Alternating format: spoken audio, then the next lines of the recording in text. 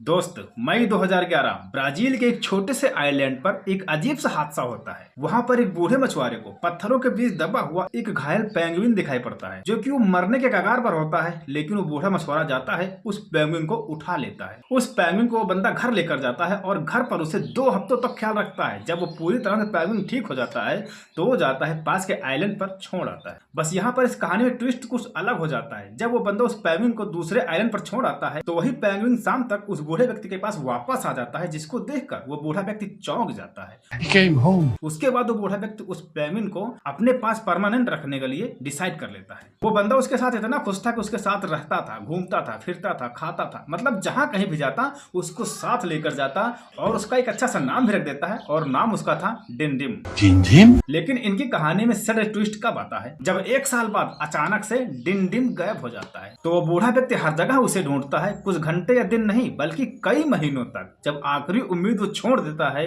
कि डिंडिम जो है मेरे पास अब वापस नहीं आएगा, तो 4 महीने बाद भाई साहब डिंडिम जो है उसके पास वापस आ जाता है, जिसको देखकर वो बूढ़ा व्यक्ति चौंक जाता है। Dindim?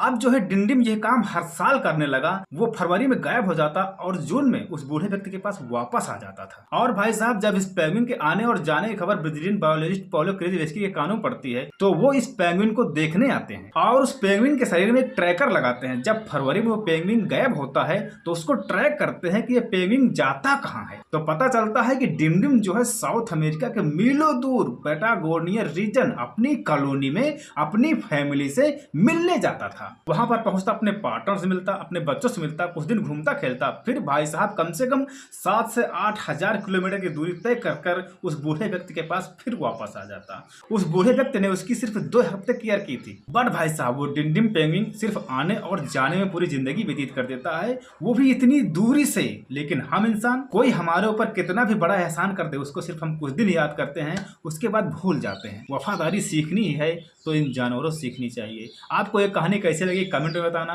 और वीडियो को लाइक करके शेयर भी कर देना यार। मिलते हैं अगले वीडियो में।